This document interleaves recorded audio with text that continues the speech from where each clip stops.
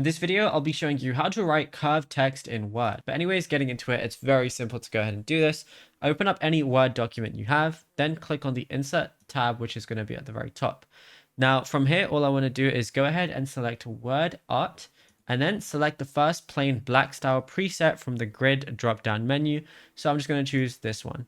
Then what I can do is type your desired text. So I'm just going to do something like and subscribe, which is what you should do. And it's going to look like this. Now what you want to do is click and highlight your text box frame to unlock the shape format tab, which is right here. As you can see, it only shows up when I select the text.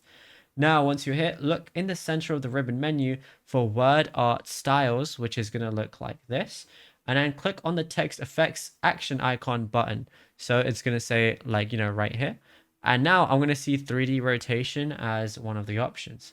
So once I go ahead and click on it, I'm going to see, the text effects area, and then hover your cursor over the transform section like so. And then I'm going to see it in a circle or, a button or anything like that. There's going to be loads of different ones that you could go ahead and choose from. But of course, if you want it in a circle, just go ahead and choose this one right here. And then obviously it's a bit, squished up right now. But, when you make it bigger and everything, it's going to show properly, especially if you have more text. So, I can just type in more stuff like so. Obviously, when you're editing it, it shows normally. When I click out of it, it's going to be filling up a circle for me. And yeah, it's as simple as that. Now, if you found this video helpful, be sure to drop a like and subscribe.